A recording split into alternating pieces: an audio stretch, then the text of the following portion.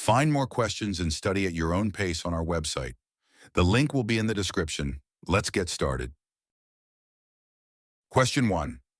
You plan to deploy several Azure virtual machines that will run Windows Server 2019 in a virtual machine scale set by using an Azure Resource Manager template. You need to ensure that NGINX is available on all the virtual machines after they are deployed. What should you use? Option A, Azure Custom Script Extension. Option B, Deployment Center in Azure App Service. Option C, the new AZ Configuration Assignment CMDLET. Option D, a Microsoft Endpoint Manager device configuration profile.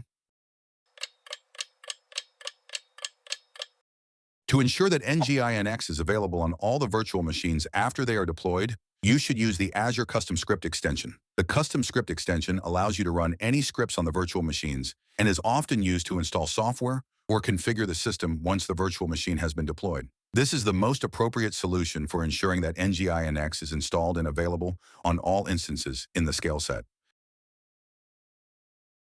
Question 2.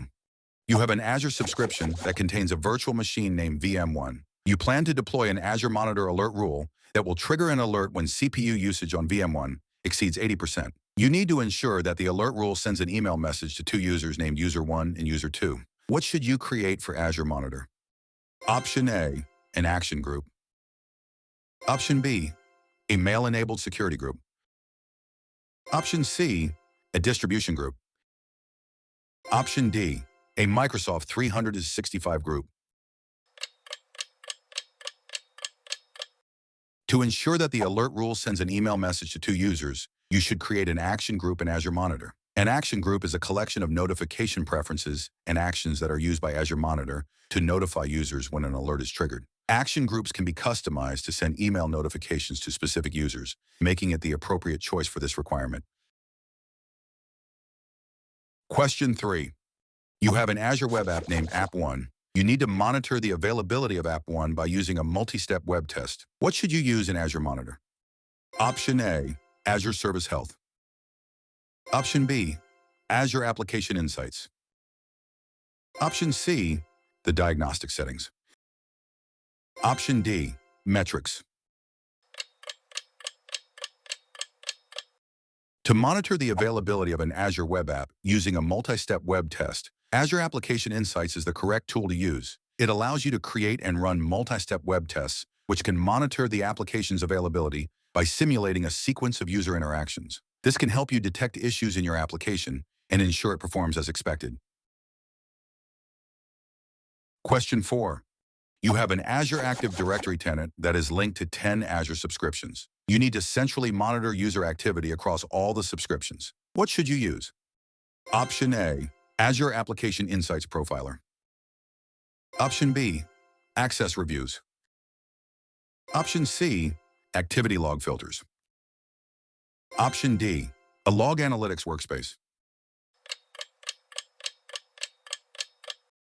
To centrally monitor user activity across all Azure subscriptions linked to an Azure AD tenant, you should use a Log Analytics Workspace. Log Analytics allows you to consolidate and analyze logs from multiple subscriptions and resources in a single location, providing a centralized view of user activity.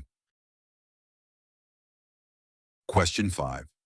You have a general-purpose V1 Azure storage account named Storage1 that uses locally redundant storage. You need to ensure that the data in the storage account is protected if a zone fails. The solution must minimize costs and administrative effort. What should you do first?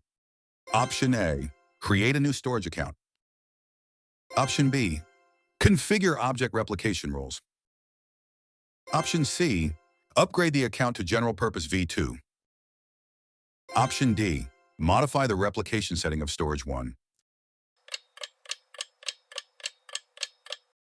To ensure data in the storage account is protected if a zone fails while minimizing costs and administrative effort, the first step should be to upgrade the account to general-purpose V2. Only general-purpose V2 accounts support zone-redundant storage, which distributes data across multiple zones to ensure resiliency in case of a zone failure. This upgrade is necessary because general-purpose V1 accounts do not support ZRS. That's all for today's video. Don't forget to check out our website where you can find more questions for this exam. The link will be in the description.